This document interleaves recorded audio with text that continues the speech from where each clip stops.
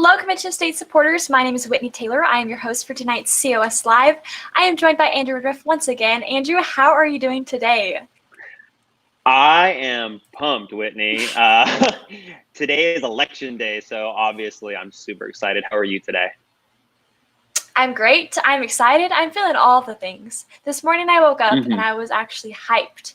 I was so excited, which is weird because earlier this week I was just not feeling it. But now I'm pretty excited. So I'm really excited to talk with y'all about the election today because we have a special guest that's about to come on, and we're going to ask him some hard-hitting questions about his predictions on the election. And he has some experience, so he'll be able to share his sage wisdom with us.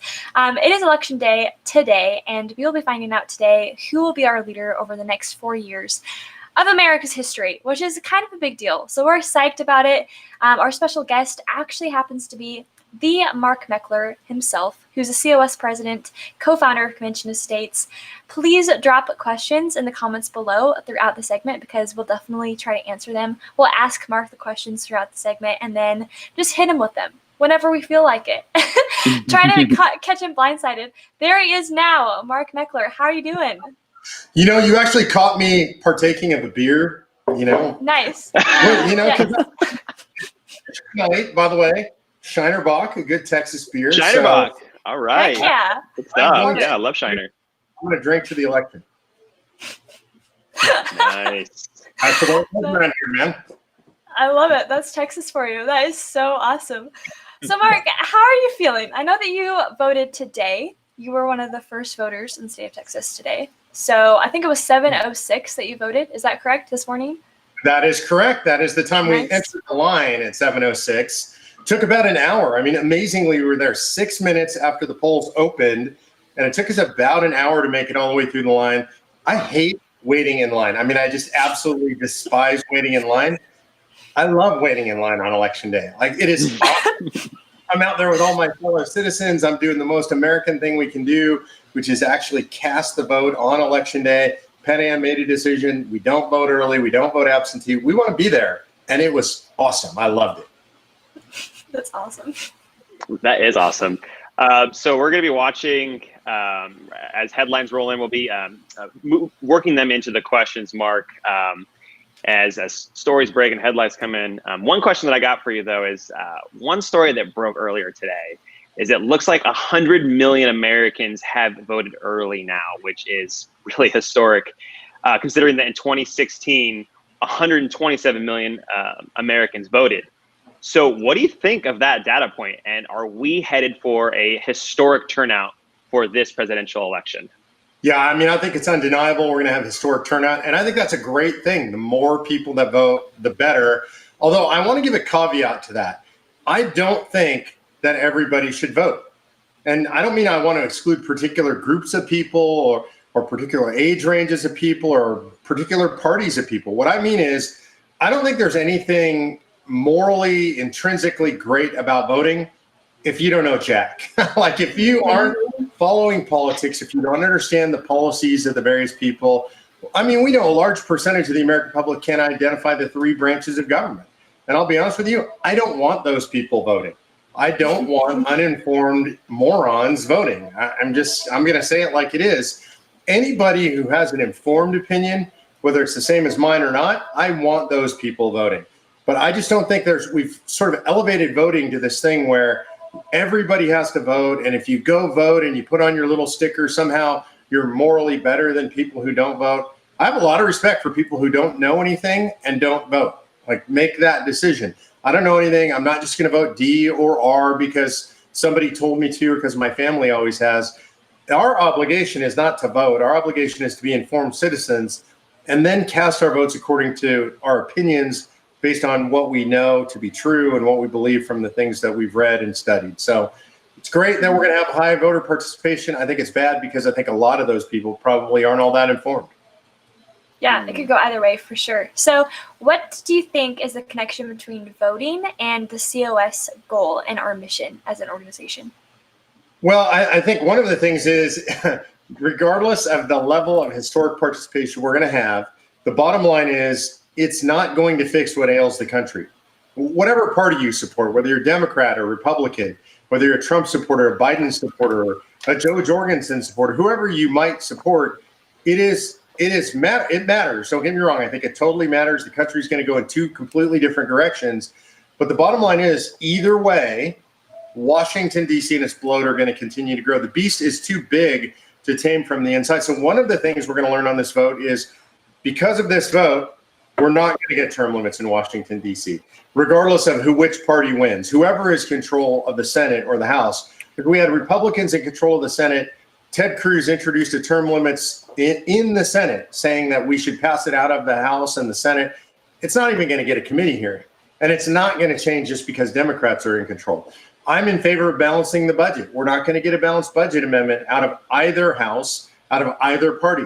They both love spending. This is one of the few things I really despise about the Trump administration. Way, way, way too much spending. More, by the way, than the Obama administration. We're not going to take the power away from the federal government. Trump's going to do it to some extent, to the extent he can. The Democrats will reverse it as soon as they're in power. So from my perspective, whether we have a historic vote, which I think we're going to have a historic turnout, regardless of which party wins this vote. Right now, I think it's the Republicans looking good. But either way, Washington, D.C. is going to continue to grow in its scope and its power. They're not going to impose term limits. They're not going to impose a balanced budget amendment. So no matter what, we're still going to need a convention of states. Mm. So what's going to be what's your electoral college prediction tonight? What do you see happening? Is it going to be a landslide for Trump, landslide for Biden? What's it going to be? I think producer G has my map. That's my electoral map up there. So those are my picks. There's a great website if anybody wants to play this game for themselves. It's called 270 to Win, and you can just pick your states, and you can pick them red, blue. That means you're pretty sure. You can pick like a lighter blue means lean Democrat, or a lighter red. You'll see I have up in the upper Northwest up there in Minnesota and Michigan and Wisconsin, Pennsylvania. That means leans a particular direction, right? And then you've got brown. I've got that out there in Nevada, or tan. That's a straight up toss up, in my opinion. All right, so let's run through it. I think what's going to happen is we're going to get Florida early. And everything I've seen so far tells me that Florida comes in big for Trump. I think this is going to be a big Trump win. It always reports early. It's an East Coast time state, and so their polls will close earlier. And they're just on top of it. They've already been counting ballots for a long time. So I think that goes into Trump's column. I think we also are going to get North Carolina relatively early. Now, I have a caveat there. Their ballots can come in long after the election. I think they have a 9-day period. So they're going to report early, but that could still swing. If it comes in strong for Trump, we'll call that in the Trump column. So call Florida, North Carolina. I'm pretty sure North Carolina comes in Trump's column, though that counting could stretch out. Then I'm going to move over to Arizona. This is a critical state. It's going to come in later. But I think Arizona right now, I call it a toss-up, or not a toss-up. I think it's in Trump's camp here. I think it comes in Trump, and it looks like it's going to come in Trump strong. That's interesting because there's a Senate race in play there, too. You got Martha McSally, the incumbent appointed senator, versus the Democrat, Mark Kelly. I actually think Kelly's a better candidate. He's just better on the stump. He's better in the field. He's a better money raiser. I personally think McSally's the better senator. And I know you're there, Whitney. So do you have a feel about that race, the McSally-Kelly race right now? I do. I absolutely do. I think Kelly's got it, just from what I see. I mean, he definitely raises more money, for sure. Absolutely no question. So I don't know. I do think that Martha's a better senator, like you said. I think she stands up for more values that I am in line with myself, but I definitely think that Mark has the upper hand. It's kind of been hard to watch him. He's trying to run as a progressive, and it's pretty interesting. Like the way his ads are run are very like in the middle, moderate, but I don't think he necessarily is that way. So it's going to be interesting. I think he's definitely pandering. I think he's being very smart in his strategy. So very political. I agree with you. I think he's a really strong political player. He's a gun grabber. And that's the thing for me. Absolutely anti-Second Amendment. The reason he's in politics, y'all might remember his wife, Gabby Giffords, was shot in a parking lot during a campaign stop. Really bad stuff. So that turned him into kind of the leading gun grabbing figure on the left. Unfortunate for a guy that came through the military, was an astronaut. I mean, I think he's a good guy. I just disagree with his politics. Yeah. Here's my one caveat there. If Trump wins the state by 4, he could pull McSally across the line. The latest polling I saw showed McSally ahead by 1. I'm a little bit skeptical of that polling. The reason I'm skeptical of it is I don't really know the agency that put that out. I don't really necessarily trust them.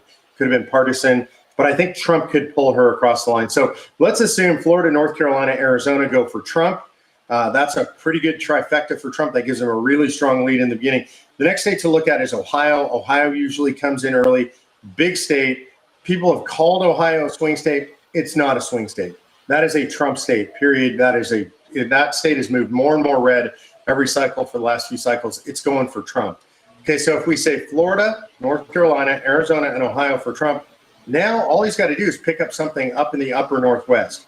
Minnesota, Michigan, Wisconsin, Pennsylvania. That's what he really needs, and especially Pennsylvania. If he can pick off Pennsylvania. So let's talk Pennsylvania. Pennsylvania, it looks like a pretty much of a toss-up. The last Trafalgar polling I showed Trump up by about 1.5, I think. But Philly is a wild card. I mean, that is the wild west voter fraud, right?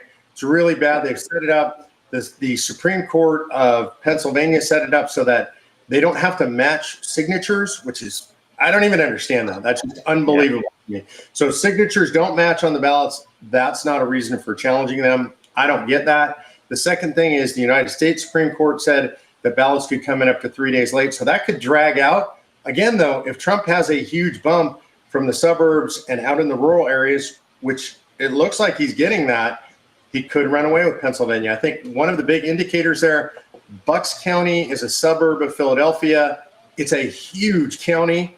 Trump had 51,000 people at a rally in Bucks County. I mean, that's just an unbelievable, that's bigger than a lot of cities in Pennsylvania. And so to get 51,000 people at a rally, it shows incredible momentum. If he picks up Pennsylvania, like if he gets it running away, the election is over. Let's say he doesn't, and that's undecided. So we're going to have to continue to move up, and you look at Michigan. Michigan could be a big pickup. I think Michigan, I've got it as leans red. I think it goes red, and here's why. I think it's not necessarily the inherent strength of Trump. I think it's the inherent weakness of Whitmer. Whitmer's lockdowns have been very draconian. They've been just brutal, and the people hate her. I mean, her popularity is just in the toilet, and I think that pushes Trump across the finish line in Michigan. That would be a huge win. Wisconsin, I show leaning Trump. They don't have the electoral votes that a Michigan or a Minnesota have, but I show it leaning that way. I think Minnesota ends up going also for Trump, and I think it's based on the strength of the economic message, the strength of the anti-lockdown message. That's why I think Minnesota goes that way. So Wisconsin, again, I say leans Trump. Trump picked it up last time. It's not necessarily Trump. He doesn't need all of that. You know, if we go back out west and we look at Nevada, if he picks up Nevada and Minnesota or Nevada and Wisconsin, that gives them the combo with those other states that we talked about. Some people say Texas is in play. Y'all are drinking. That's what I got. This is in play. Y'all been drinking way too much. The Democrats have spent a lot of money. I'll bet you a beer. Dang.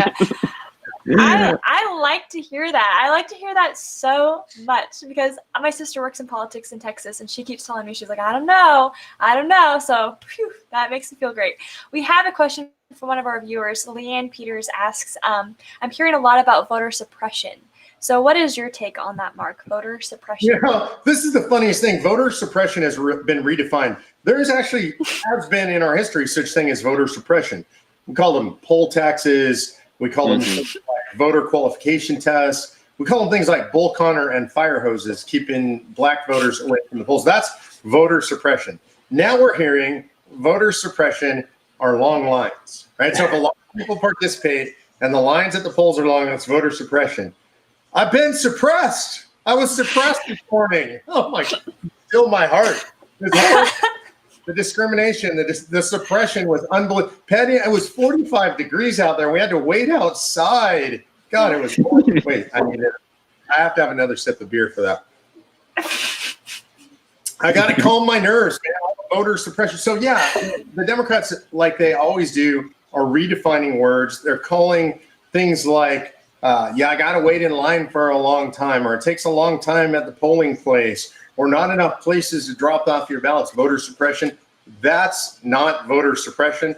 That's called voting in a democratic republic, a constitutional republic, where we have really high participation. And by the way, if participation stays this high over the long haul and people get educated and do this, there'll be more polling places. There'll be more drop-off places. So no, there's no actual voter suppression going on that I've seen anywhere. Voter suppression, by the way, actually would be a crime. And all of us would be against it. Everybody I know would be against it. This is an asinine talking point by the American radical left that there's voter suppression. It doesn't exist in America today. Nice. I like to hear it. So before we came on today, actually, a story broke that there are several reports of election interferences coming out of Pennsylvania, specifically Philadelphia, like you said earlier. Democratic ballots and Biden signs have been posted in several polling stations. Poll watchers have been denied access to some polling places, and even reports of polls being closed completely in GOP-heavy areas. How much will voter fraud affect the results? Could it swing a state like Pennsylvania, where the Supreme Court upheld a law that would allow mail-in ballots to be accepted for up to the next 3 days? Yeah, I mean, Pennsylvania is the place I'm really worried about because if you think about the way it is, they're going to count the ballots that come in, right? And so by tomorrow, they'll know what it is, maybe even late tonight. And then they can literally say, well, we need about 50,000 more votes. And they can find those votes, which is incredible because, by the way, you don't have to have your ballot postmarked by yesterday. You could drop your ballot in the mail tomorrow, which is insane. So they could just encourage people to keep voting until they get enough votes. So yeah, I think it's a real problem. And anytime you hear reports of people being denied their rightful place as poll watchers, I think there's a good reason to be concerned. Well, I got to do something. You're going to love this. So Patty decided that I need to pretend I'm Karl Rove. This is my Karl Rove. That's awesome. That's so cool. This is Mark Meckler's imitation. You need a whiteboard, though. I have way more hair than Karl Rove. I'm saying. So, and I'm going to say my political sense is better than Karl Rove's as well. All right, so here's what we have here. I'm just going to read them to you because it's ridiculous. Please do. So these are the latest Trafalgar polls. So these are sort of the closing polls. Robert Cahaly, we work closely with. Y'all know him. You've heard from him. He's on every media outlet right now. He was the most accurate pollster in 16 and 18. Here's what he has on the latest polls. He shows in Pennsylvania, Trump's up 1.9, Arizona 2.5, North Carolina 2.1, Ohio 4.8. This is why I say Ohio's not even in play. Michigan 2.5, Georgia 4.3. Yeah, other people say Georgia's in play. Again, y'all are drinking. Georgia's not in play. Florida 1.9. You know why they say Georgia's in play? Because Stacey Abrams still thinks she's governor. She's been drinking. Florida 1.9, Nevada up 0.7. Incredible to see Trump at all in any poll up in Nevada. Nevada is a union state. It's driven by Clark County, which is driven by Las Vegas. I mean, that's the only major metro area in the state of Nevada. But what's happening is the Democrats are losing the union members, not the unions themselves, but the members. They've been out of work for so long because Vegas has been shut down. You've got Biden talking about more shutdowns. They're starting to lose their health insurance. They're not being paid. They're going President Trump. That's why you see polling that says President Trump up by almost a point in Nevada. Really incredible numbers. I think so. Look, when I look at that, can you bring up my map again? Because I think the number was 330. Can you pop that up, producer D? 314 for Trump. So a little bit below where he was in the last election. I'm calling it at 314 for Trump. And I'm going to keep drinking until that comes true. I love it.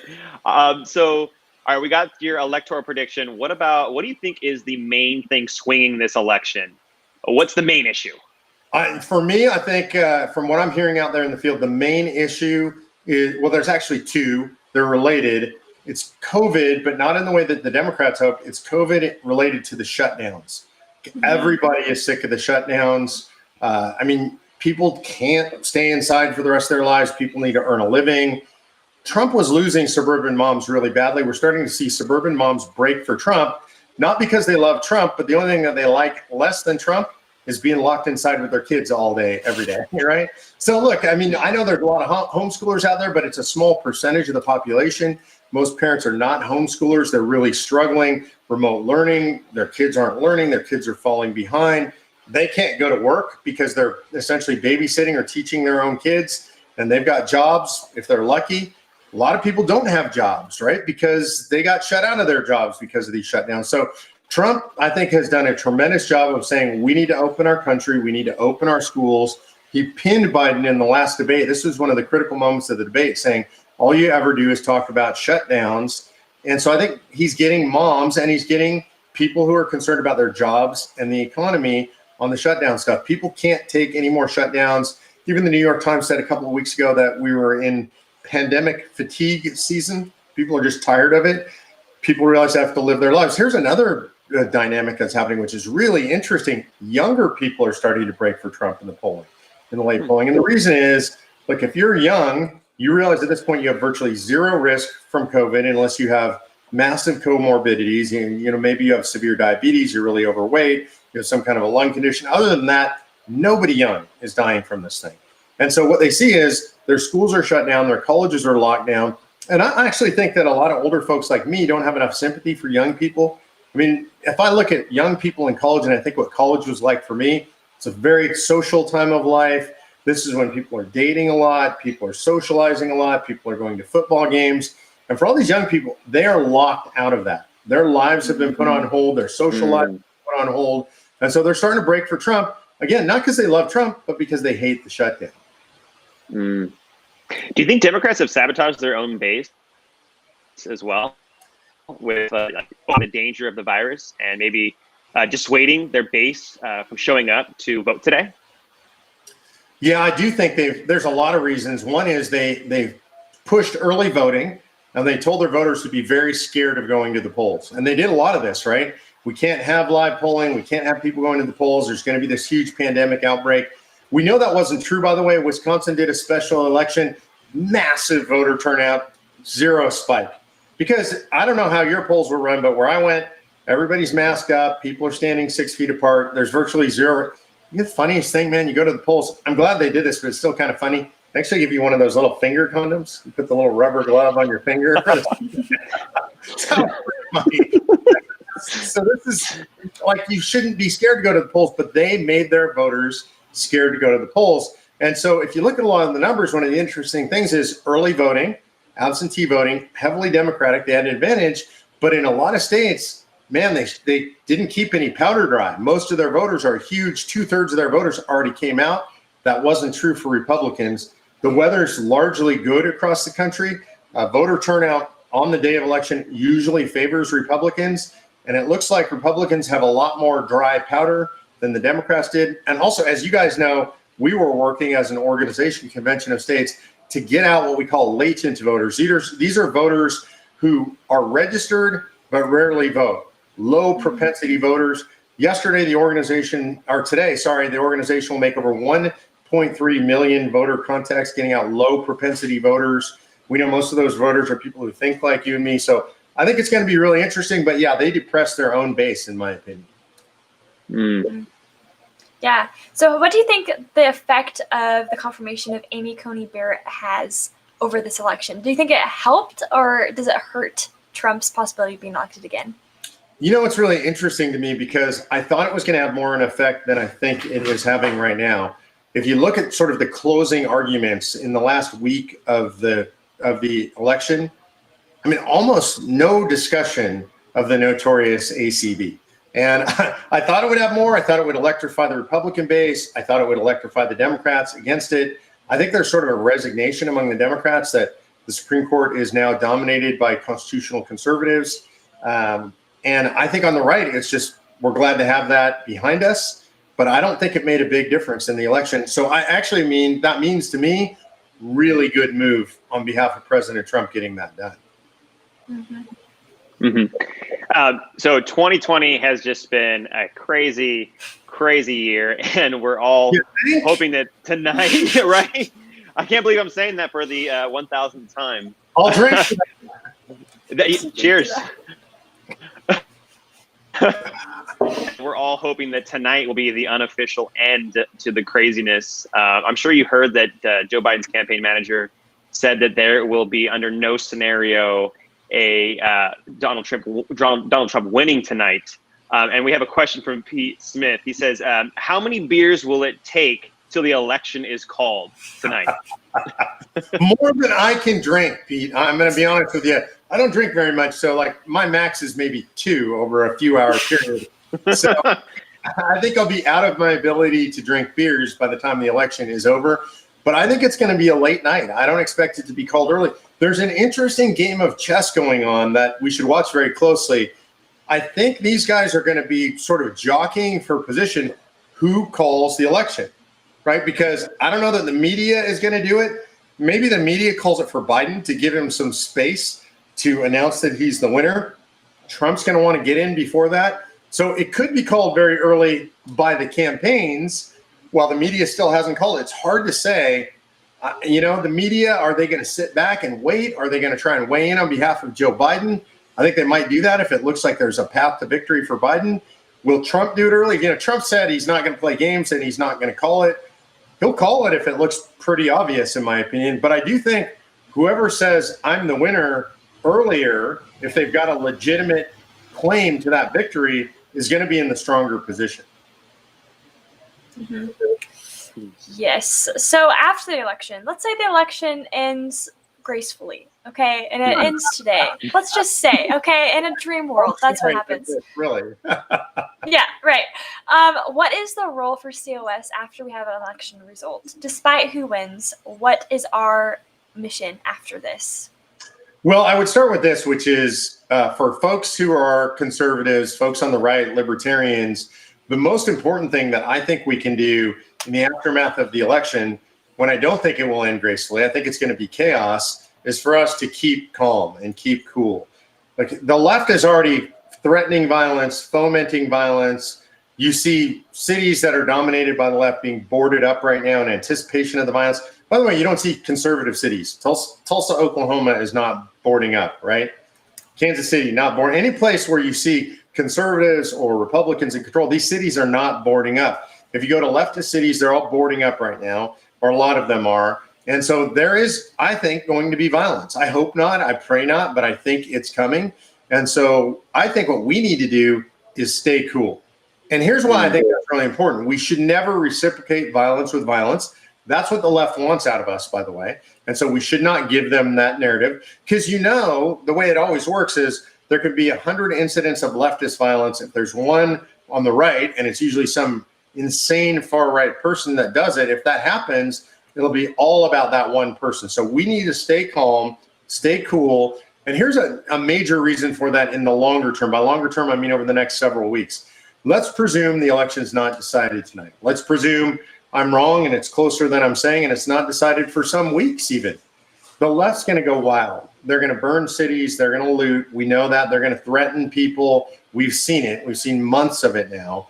And the American people, by and large, Democrat or Republican, don't like that. Most Americans are just good, law-abiding people, and they don't like to see their cities burning down. And so some of this could come down to public perception. And it's really important that the public perception is, those people on the right, they seem pretty reasonable and calm, and they're not burning cities down. And maybe that's what we want. And so I think public pressure could play a role in the long term, how this plays out.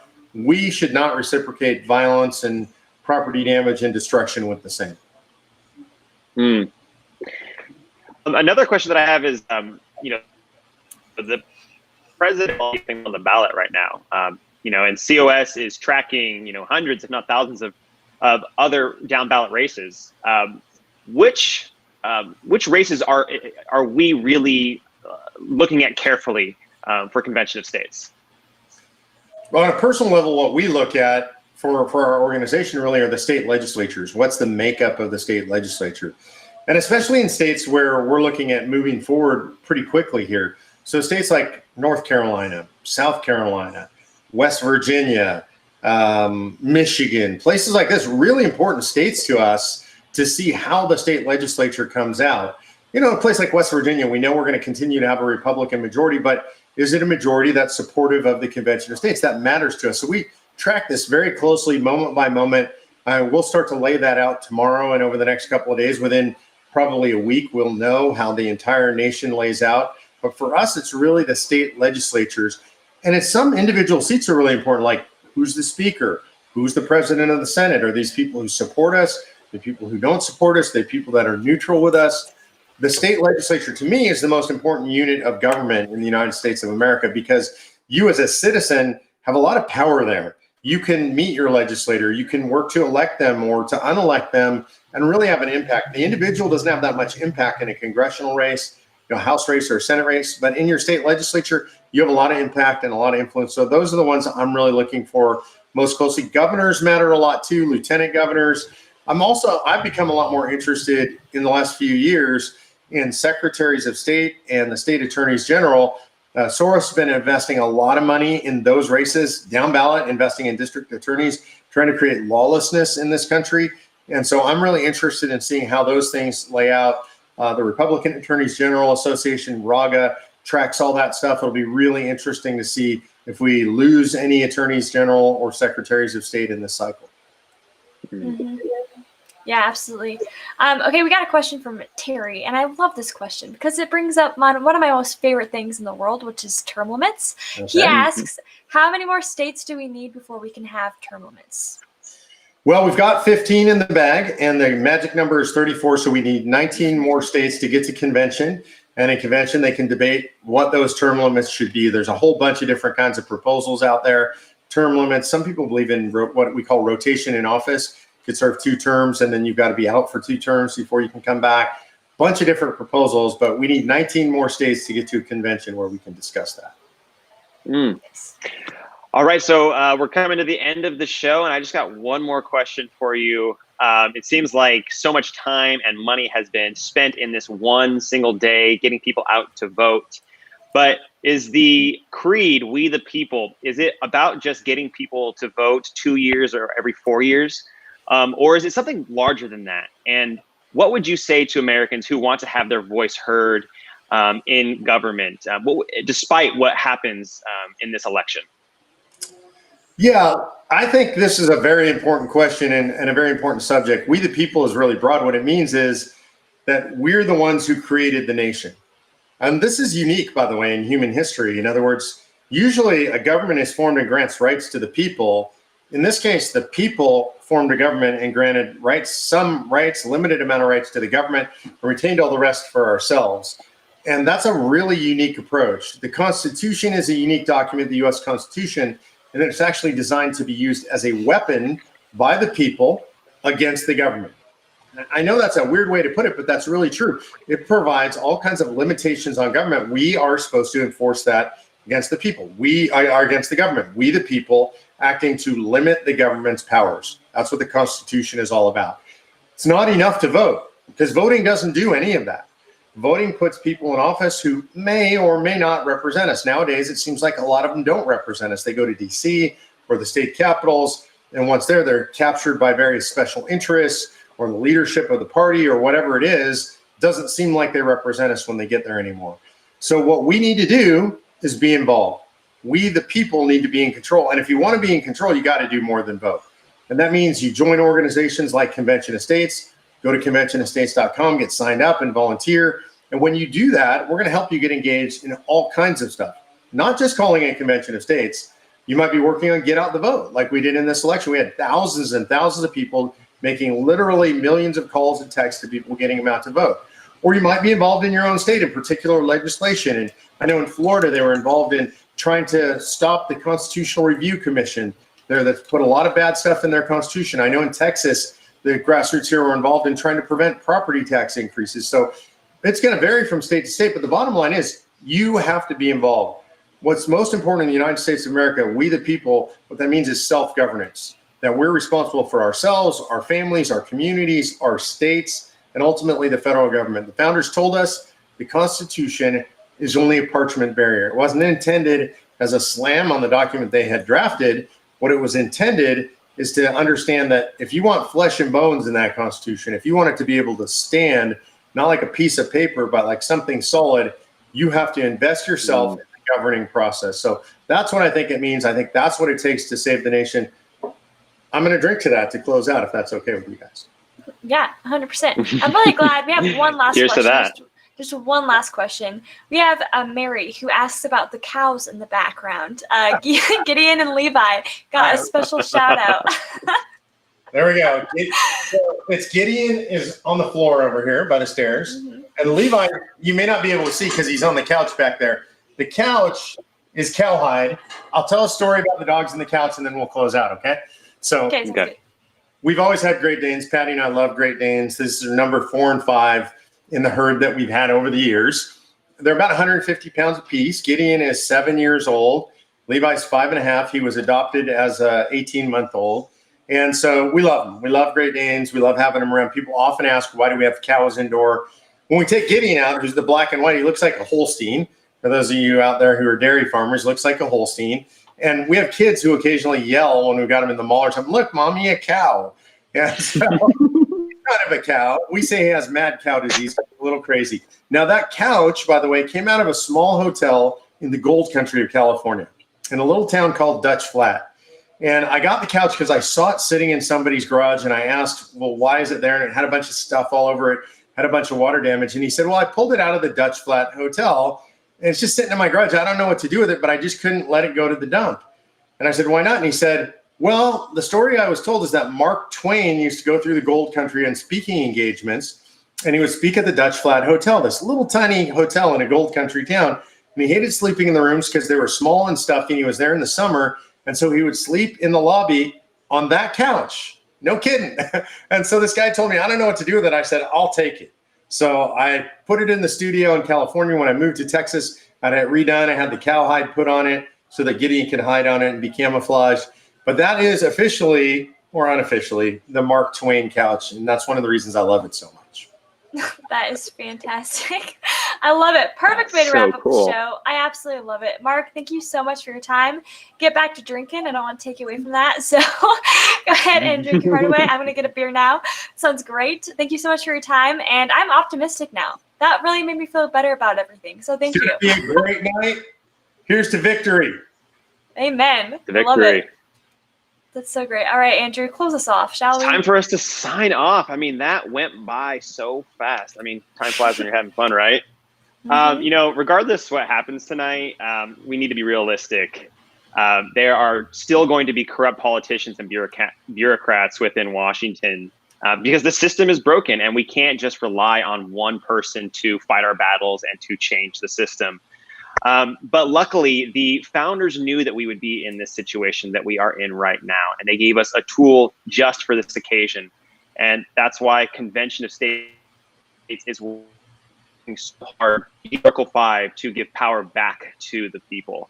Convention of States is empowering just the everyday American to reclaim their self-governance. So go to www.conventionofstates.com. Join the team, join your local team, and help change DC forever. Yeah, absolutely. And definitely follow us on Instagram and Twitter, Facebook, Parler. Subscribe to us on YouTube. Our producer is amazing. He comes out with some awesome content. So definitely subscribe to YouTube. And check out The Battle Cry every single Sunday night with Mark Meckler himself at 8 p.m. Eastern Time. If you want to be inspired for the rest of your week, you have to watch those. Those are so great. He just is able to kick you in the butt and just get you excited for the week. It's fantastic. So definitely take a look at that. But until then, please look forward to next Tuesday. We'll have a new president in the waiting wings. So pray for our country tonight. I'm sure everybody will be on the edge of their seat. I know that I am. I cannot wait to kind of get this over with and just figure out who our next president is going to be. Very excited, very optimistic. I hope you all have a great evening. Stay safe as well.